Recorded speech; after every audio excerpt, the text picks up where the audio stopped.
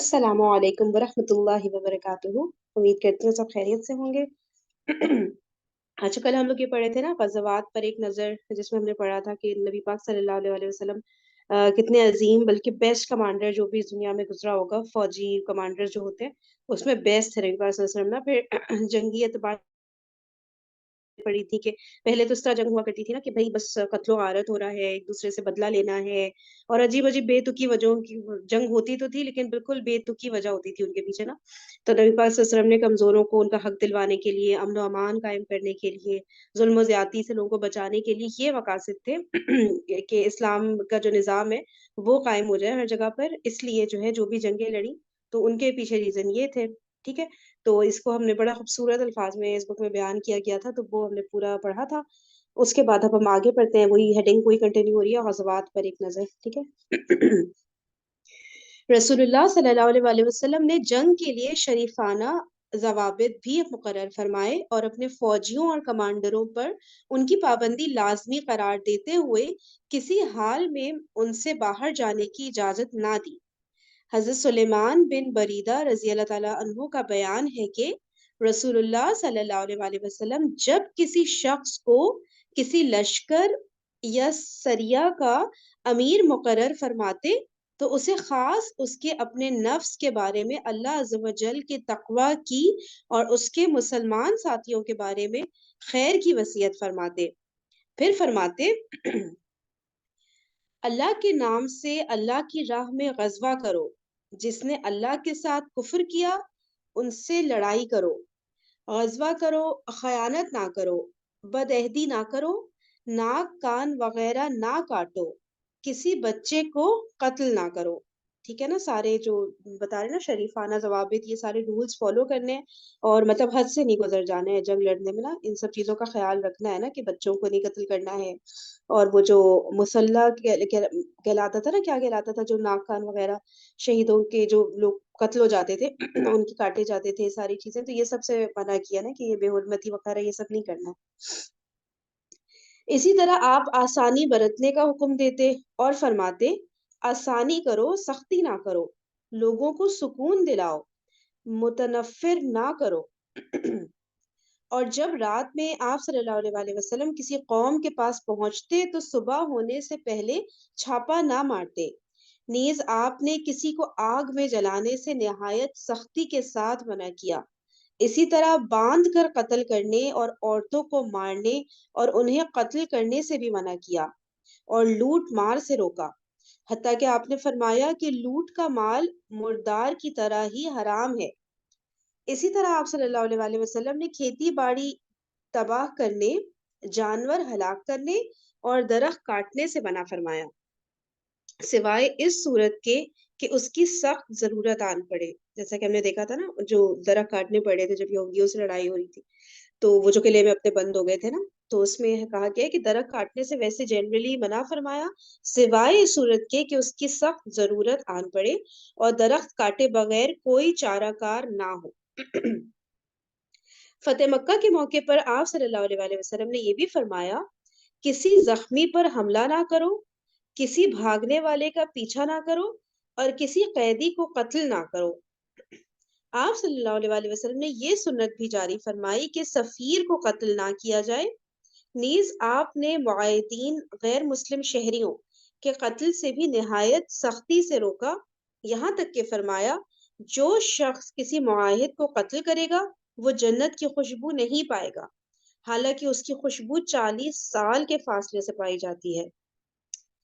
ये और इस तरह के दूसरे बुलंद पाया कवायद और ज़वाबित थे, जिनकी बदौलत जंग का अमल जाहिलियत की गंदगियों से पाक और साफ होकर मुक़द्दस जिहाद में तब्दील हो गया। सुभान अल्लाह।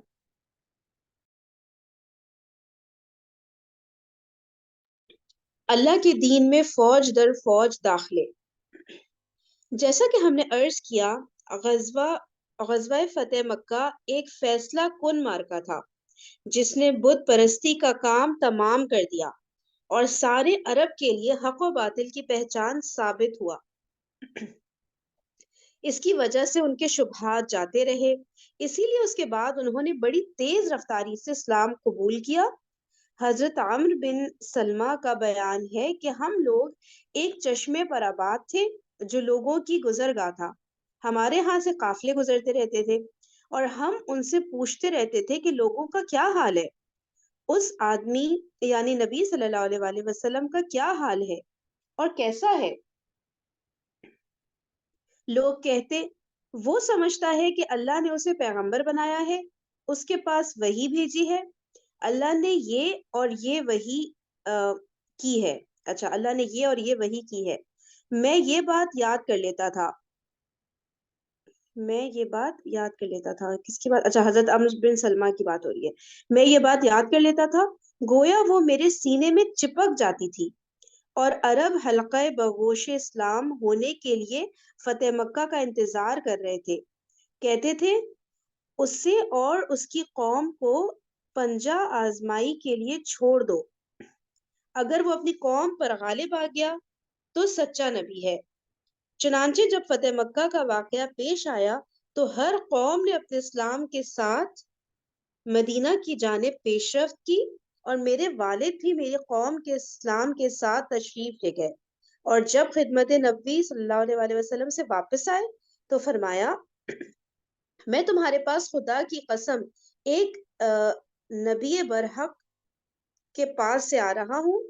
آپ صلی اللہ علیہ وآلہ وسلم نے فرمایا ہے کہ فلاں نماز فلاں وقت پڑھو اور فلاں نماز فلاں وقت پڑھو، اور جب نماز کا وقت آ جائے تو تم میں سے ایک آدمی اذان کہے اور جسے قرآن زیادہ یاد ہو وہ امامت کرے.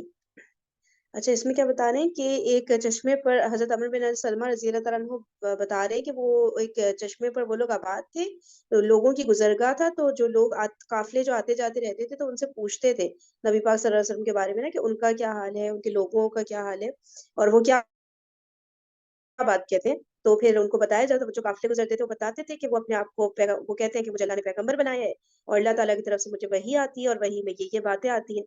تو وہ کہہ رہے ہیں حضرت عمرو بن سلمہ کہ وہ ان باتوں کو یاد کر لیتے تھے اور اس طرح کہ ان کے سینے میں چپک جاتی تھی.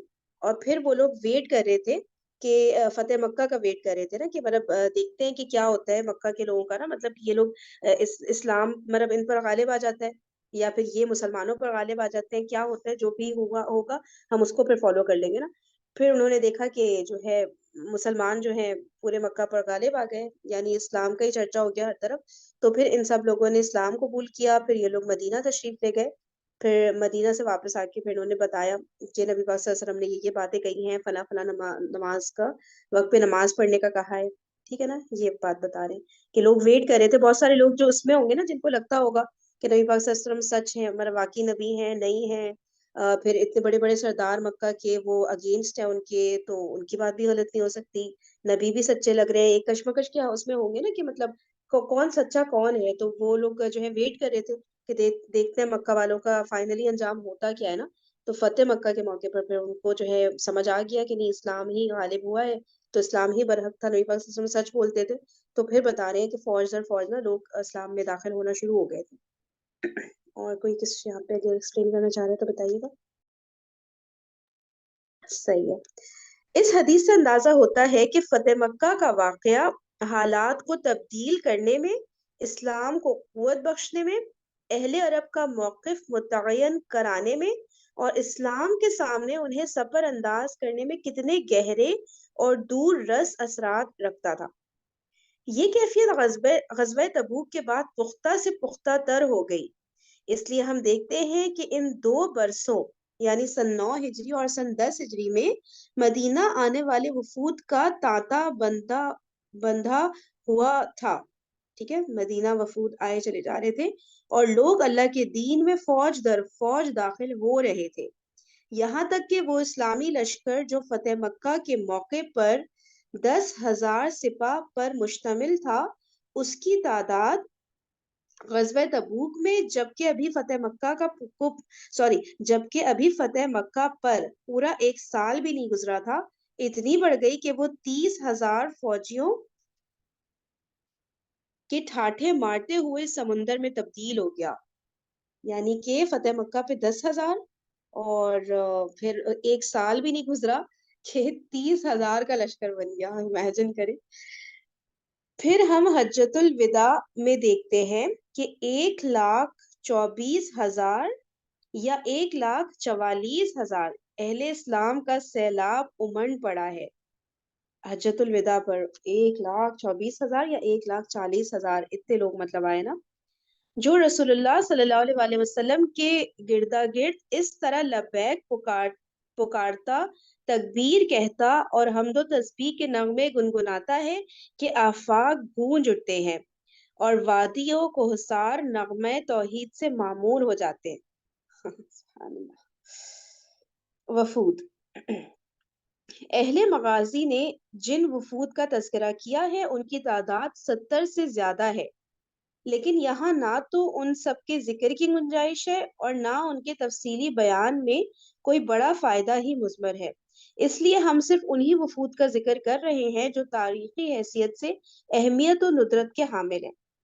قارئین کرام کو یہ بات ملحوظ رکھنی چاہیے کہ اگرچہ عام قبائل کے وفود فتح مکہ کے بعد خدمت نبوی صلی اللہ علیہ وآلہ وسلم میں حاضر ہونا شروع ہوئے تھے، لیکن بعض قبائل ایسے بھی تھے جن کے وفود فتح مکہ سے پہلے ہی مدینہ آ چکے تھے. یہاں ہم ان کا ذکر بھی کریں گے. ٹھیک ہے، ڈفرینٹ وفود جو مدینہ گئے تھے فتح مکہ کے بعد، ان کا بھی ذکر اب آئے گا، اور جو فتح مکہ سے پہلے گئے تھے ان کا بھی ذکر آئے گا. نمبر 1، وفد عبد القیس. اس قبیلے کا وفد 2 بار خدمت نبی میں حاضر ہوا تھا. پہلی بار سن 5 ہجری میں یا اس سے بھی پہلے، اور دوسری بار عام الوفود سن 9 ہجری میں. پہلی بار اس کی آمد کی وجہ یہ ہوئی کہ اس قبیلے کا ایک شخص منقذ بن حبان سامان تجارت لے کر مدینہ آیا جایا کرتا تھا. وہ جب نبی صلی اللہ علیہ وآلہ وسلم کی ہجرت کے بعد پہلی بار مدینہ آیا اور اسے اسلام کا علم ہوا تو مسلمان ہو گیا، اور نبی صلی اللہ علیہ وآلہ وسلم کا ایک خط لے کر اپنی قوم کے پاس گیا. ان لوگوں نے بھی اسلام قبول کر لیا اور ان کے 13 یا 14 آدمیوں کا ایک وفد حرمت والے مہینے میں خدمت نبوی میں حاضر ہوا. اسی دفعہ اس وفد نے نبی صلی اللہ علیہ وآلہ وسلم سے ایمان اور مشروبات کے متعلق سوال کیا تھا. اس وفد کا سربراہ العصری تھا، جس کے بارے میں رسول اللہ صلی اللہ علیہ وآلہ وسلم نے فرمایا تھا کہ تم میں 2 ایسی خصلتیں ہیں جنہیں اللہ پسند کرتا ہے، دور اندیشی اور بردباری. بردباری کسے کہتے ہیں؟ تحمل، بردباری. بردباری، سمجھداری، تحمل. اچھا اوکے اوکے. ٹھیک ہے، تو اس طرح سے وہی بتا رہے ہیں، ایک شخص صرف تجارت کے سامان کے لیے بس آیا جایا کرتا تھا، پھر اس نے اسلام قبول کر لیا، پھر اس نے جا کے خط پہنچایا اپنے قبیلے کے لوگوں کو، تو وہاں سے 13-14 آدمیوں کا وفد آیا نبی پاک صلی اللہ علیہ وسلم کے پاس، اور انہوں نے سوال کیا ایمان اور مشروبات کے بارے میں نا. اور پھر بتا رہے کہ وہ جو شخص تھا اس کے بارے میں نبی پاک صلی اللہ علیہ وسلم نے کہا کہ اللہ تعالیٰ تم میں 2 خصلتوں کو پسند کرتا ہے، دور اندیشی اور بردباری. دوسری بار اس قبیلے کا وفد جیسا کہ بتایا گیا وفود والے سال میں آیا تھا. وفود والے سال یعنی کیا سن 10 ہجری؟ وفود والا سال مطلب اچھا دیکھتے ہیں. دوسری بار اس قبیلے کا وفد جیسا کہ بتایا گیا وفود والے سال میں آیا تھا. اس وقت ان کی تعداد 40 تھی، اور ان میں علا بن جارد عبدی تھا جو نصرانی تھا لیکن مسلمان ہو گیا، اور اس کا اسلام بہت خوب رہا. نمبر 2، وفد دوس. یہ وفد سن 7 ہجری کے اوائل میں مدینہ آیا. اس وقت رسول اللہ صلی اللہ علیہ وآلہ وسلم خیبر میں تھے. آپ پچھلے اوراق میں پڑھ چکے ہیں کہ اس قبیلے کے سربراہ حضرت طفیل بن عمرو دوسی رضی اللہ تعالیٰ عنہ اس وقت حلقہ بگوش اسلام ہوئے تھے جب رسول اللہ صلی اللہ علیہ وآلہ وسلم مکہ میں تھے. پھر انہوں نے اپنی قوم میں واپس جا کر اسلام کی دعوت و تبلیغ کا کام مسلسل کیا، لیکن ان کی قوم برابر ٹالتی اور تاخیر کرتی رہی، یہاں تک کہ حضرت طفیل ان کی طرف سے مایوس ہو گئے. پھر انہوں نے خدمت نبوی میں حاضر ہو کر عرض کی کہ آپ قبیلہ دوس پر بد دعا کر دیجئے، لیکن آپ نے فرمایا اے اللہ دوس کو ہدایت دے، اور آپ کی اس دعا کے بعد اس قبیلے کے لوگ مسلمان ہو گئے. حضرت طفیل نے اپنی قوم کے 70 یا 80 گھرانوں کی جمعیت لے کر سن 7 ہجری کے اوائل میں اس وقت مدینہ ہجرت کی جب نبی صلی اللہ علیہ وآلہ وسلم خیبر میں تشریف فرما تھے. اس کے بعد حضرت طفیل خیبر میں آپ کے ساتھ جامع، آپ صلی اللہ علیہ وسلم کے ساتھ جامع ہوں. صحیح. نمبر 3 السلام علیکم. فرحین مجھے یہ ایک پوائنٹ کی سمجھ نہیں آئی، ایمان اور مشروبات. ایمان کا تو ہوتا ہے، تو مشروبات کے بارے میں کیا سوال کیا تھا؟ یہ پیچھے گزرا ہے نا ایک سیکنڈ مجھے لاسٹ جو لائن ہے جی میرے وفود خیال کی. سے شراب کی حرمت وغیرہ کچھ میرے خیال سے یہ ہوگا، ایسا فیل ہو رہا ہے، لیکن اس پہ ڈیٹیلز تو نہیں آئی. مشروبات کا کسی کو اگر پتہ ہے تو بتا دیں. ایمان اور مشروبات کے متعلق انہوں نے سوال کیا تھا نا، تو ایمان کا تو پھر سمجھ آتا ہے. مشروبات والے اگر کسی کو کلیئر ہے تو بتائیں. فیلنگ تو ایسی آ رہی ہے. یہی آ رہی ہے کہ مشروبات میں زیادہ تر، کیونکہ وہاں پہ شراب تو بالکل وہ تھی نا، مطلب حلال تھی نا، پیتے تھے نا، بہت زیادہ پیتے تھے، تو یہی تو ایسے ہی مشروب. ہوگا. شاید ہماری کولڈ ڈرنک کی طرح ہوگی، جس طرح ہم کولڈ ڈرنک پیتے ہیں نا کہ جی مطلب کوئی سوچتا بالکل. ہی نہیں اور پی لیتا ہے نا، جی شاید جی اسی طرح سے کچھ کامن ہوگا وہاں پہ نا.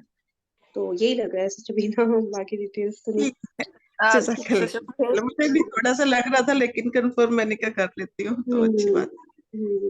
مے بی کنفرم تو ابھی بھی نہیں ہوا، ہم نے تکا مارا ہے. چلیے. جی اسٹائش آپ کچھ کہیں؟ میں نے کہا پیچھے گزرا تھا نا عام الوفود، وہ 9 ہجری کا تھا. 9 ہجری. اچھا یہ جو حج ہوا تھا نا اس میں. ٹھیک ہے صحیح ہے. لاسٹ پیج میں اوپر تھوڑا مینشن بھی تھا. اچھا لاسٹ پیج یہ والا. جی ادھر مینشن بھی ہے. یہ نمبر 1 ہے نا، اس کے نیچے والی لائن میں دوسری بار عام الوفود 9 ہجری میں. ہاں زبردست جزاک اللہ عائشہ. ہاں میں بھول ہی گئی تھی. صحیح ہے. عام الوفود یعنی سن 9 ہجری کو کہتے ہیں. ٹھیک ہے، جس میں بہت سارے وفود میرے خیال سے مدینہ گئے اور نبی پاک صلی اللہ علیہ وسلم کے ہاتھ پر بیعت کی ہوگی، اس طرح کچھ ہوا ہوگا نا. وفود جا رہے ہیں نا سارے مدینہ ایک کر کے بتا رہے. اچھا جی نمبر 3. ایسے ہی ہے. صحیح ہے. فروا بن عمرو جذامی کا پیغام رساں. حضرت فروا رضی اللہ تعالیٰ عنہ رومی سپاہ کے اندر ایک عربی کمانڈر تھے. انہیں رومیوں نے اپنی حدود سے متصل عرب علاقوں کا گورنر بنا رکھا تھا. رومی سپاہ کے اندر ایک عربی کمانڈر تھے. ٹھیک ہے، تو انہیں رومیوں نے اپنی حدود سے متصل عرب علاقوں کا گورنر بنا رکھا تھا. ان کا مرکز معان جنوبی اردن تھا اور عملداری اچھا یہ کہیں سے نا نوائز آ رہی ہے، تھوڑی سی میوٹ کر لیں اگر.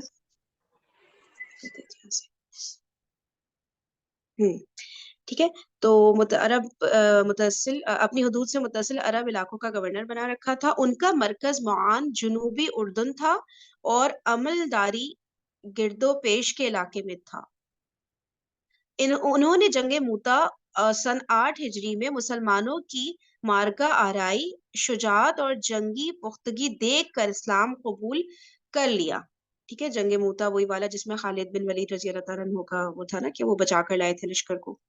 تو اس میں جب انہوں نے مسلمانوں کی مارکہ آرائی، شجاعت اور جنگی پختگی دیکھی تو اسلام قبول کیا اور ایک قاصد بھیج کر رسول اللہ صلی اللہ علیہ وسلم کو اپنے مسلمان ہونے کی اطلاع دی. تحفے میں ایک سفید خچر بھی بھجوایا. رومیوں کو ان کے مسلمان ہونے کا علم ہوا تو انہوں نے پہلے تو انہیں گرفتار کر کے قید میں ڈال دیا، پھر اختیار دیا کہ یا تو مرتد ہو جائیں یا موت کے لیے تیار رہیں. او مائی گاڈ، دیکھیں 2 آپشن تھے ان کے پاس، یا تو اسلام سے پھر جائیں یا موت کے لیے تیار ہو جائیں. انہوں نے ارتداد پر موت کو ترجیح دی. اچھا ارتداد یعنی کہ مرتد ہونا انہوں نے پسند کیا نا. چنانچہ انہیں فلسطین میں افرا نامی ایک چشمے پر ارتداد پر موت کو، اچھا سوری الٹا کہہ رہی ہوں میں، انہوں نے موت کو ترجیح دی کہ میں مرتد نہیں ہوں گا ہرگز بھی، میں مطلب مسلمان ہی مروں گا، ہے نا. تو چنانچہ انہیں فلسطین میں افرا نامی ایک چشمے پر سولی دے کر شہید کر دیا گیا. سوچیں، امیجن کریں کہ یا تو تمہیں ہم پھانسی دے دیں گے یا تو تم اسلام کو چھوڑ دو. تو انہوں نے بالکل جو ہے حق پر ہی پھر انہوں نے شہادت پائی نا. کیسے کیسی لوگوں پہ آزمائشیں گزری نا. وفد صدا. یہ وفد سن 8 ہجری میں جعرانہ سے رسول اللہ صلی اللہ علیہ وسلم کی واپسی کے بعد حاضر خدمت ہوا. اس کی وجہ یہ ہوئی کہ رسول اللہ صلی اللہ علیہ وسلم نے 400 مسلمانوں کی ایک مہم تیار کر کے اسے حکم دیا کہ یمن کا وہ گوشہ روند آوے جس میں قبیلہ صدا رہتا ہے یہ مہم ابھی وادی قنات کے سرے پر خیمہ زن تھی کہ حضرت زیاد بن حارث صدائی کو اس کا علم ہو گیا. وہ بھاگم بھاگ رسول اللہ صلی اللہ علیہ وسلم کی خدمت میں حاضر ہوئے اور عرض کی کہ میرے پیچھے جو لوگ ہیں میں ان کے نمائندے کی حیثیت سے حاضر ہوا ہوں، لہٰذا آپ لشکر واپس بلا لیں اور میں آپ کے لیے اپنی قوم کا ضامن ہوں. آپ نے وادی کنات ہی سے لشکر واپس بلا لیا. اس کے بعد حضرت زیاد نے اپنی قوم میں واپس جا کر انہیں ترغیب دی کہ رسول اللہ صلی اللہ علیہ وسلم کی خدمت میں حاضر ہو. ان کی ترغیب پر 15 آدمی خدمت نبی میں حاضر ہوئے اور قبول اسلام پر بیعت کی. پھر اپنی قوم میں واپس جا کر اسلام کی تبلیغ کی اور ان میں اسلام پھیل گیا. حجۃ الوداع کے موقع پر ان کے 100 آدمیوں نے رسول اللہ صلی اللہ علیہ وسلم کی خدمت میں شرف باریابی حاصل کی. دیکھیں سارے واقعات جتنے بھی ہیں یہ وفود والے ایک آدمی سے شروع ہو رہے ہیں. ایک آدمی تجارت کا سامان لے کے گیا، ایک آدمی مدینہ آیا، پھر انہوں نے جا کے تبلیغ کی، پھر شروع میں لوگوں نے ریزسٹ کیا، پھر اس کے بعد کتنے سارے لوگ ایسا ایسا کر کے مسلمان ہو گئے. نمبر 5، کعب بن زہیر بن ابی سلمہ کی آمد. یہ شخص ایک شاعر خانوادے کا چشم و چراغ تھا اور خود بھی عرب کا عظیم ترین شاعر تھا. دیکھیں پھر اگین ایک آدمی سے شروع ہو رہا ہوتا ہے. یہ کافر تھا اور نبی صلی اللہ علیہ وسلم کی ہجو کیا کرتا تھا. امام حاکم کے بقول یہ بھی ان مجرموں کی فہرست میں شامل تھا جن کے متعلق فتح مکہ کے موقع پر حکم دیا گیا تھا کہ اگر وہ خانہ کعبہ کا پردہ پکڑے ہوئے پائے جائیں تو بھی ان کی گردن مار دی جائے. لیکن یہ شخص بچ نکلا. ادھر رسول اللہ صلی اللہ علیہ وسلم غزوہ طائف سے واپس ہوئے تو کعب کے پاس اس کے بھائی وحید بن زہیر نے لکھا کہ رسول اللہ صلی اللہ علیہ وسلم نے مکے کے کئی ان افراد کو قتل کرا دیا ہے جو آپ صلی اللہ علیہ وسلم کے ہجو کرتے اور آپ کو ایذائیں پہنچاتے تھے. قریش کے بچے کچے شورا میں سے جس کے جدھر سینگ سمائے ہیں نکل بھاگا ہے. لہٰذا اگر تمہیں اپنی جان کی ضرورت ہے تو رسول اللہ صلی اللہ علیہ وسلم کے پاس اڑ کر آ جاؤ، کیونکہ کوئی بھی شخص توبہ کر کے آپ کے پاس آ جائے تو آپ اسے قتل نہیں کرتے، اور اگر یہ بات منظور نہیں تو پھر جہاں نجات مل سکے نکل بھاگو. اس کے بعد دونوں بھائیوں میں مزید خط و کتابت ہوئی جس کے نتیجے میں کعب بن زہیر کو زمین تنگ محسوس ہونے لگی اور اسے اپنی جان کے لالے پڑتے نظر آئے. اس لیے آخرکار وہ مدینہ آ گیا اور جوہینہ کے ایک آدمی کے ہاں مہمان ہوا. پھر اسی کے ساتھ صبح کی نماز پڑھی. نماز سے فارغ ہوا تو جوہینی نے اشارہ کیا اور وہ اٹھ کر رسول اللہ صلی اللہ علیہ وسلم کے پاس جا بیٹھا اور اپنا ہاتھ آپ کے ہاتھ میں رکھ دیا. رسول اللہ صلی اللہ علیہ وسلم اسے پہچانتے نہ تھے. اس نے کہا اے اللہ کے رسول، کعب بن زہیر توبہ کر کے مسلمان ہو گیا ہے اور آپ سے امن کا خواستگار بن کر آیا ہے، تو کیا اگر میں اسے آپ کی خدمت میں حاضر کر دوں تو آپ اس کے اسلام کو قبول فرما لیں گے؟ آپ نے فرمایا ہاں. اس نے کہا میں ہی کعب بن زہیر ہوں. اچھا، میں ہی کعب بن زہیر ہوں. یہ سن کر ایک انصاری صحابی اس پر جھپٹ پڑے اور اس کی گردن مارنے کی اجازت چاہی. آپ صلی اللہ علیہ وسلم نے فرمایا چھوڑ دو، یہ شخص تائب ہو کر اور پچھلی باتوں سے دستکش ہو کر آیا ہے. اس کے بعد اسی موقع پر کعب بن زہیر نے اپنا مشہور قصیدہ آپ کو پڑھ کر سنایا جس کی ابتدا یوں ہے، ترجمہ، سعاد دور ہو گئی تو میرا دل بے قرار ہے، اس کے پیچھے وارفتہ اور بیڑیوں میں جکڑا ہوا ہے، اس کا فدیہ نہیں دیا گیا. اس قصیدے میں کعب نے رسول اللہ صلی اللہ علیہ وسلم سے معذرت کرتے ہوئے اور آپ کی مدح کرتے ہوئے آگے یوں کہا ہے، یہ پورا عربی میں آ رہا ہے، میں آگے دیکھتی ہوں ترجمہ اس کا.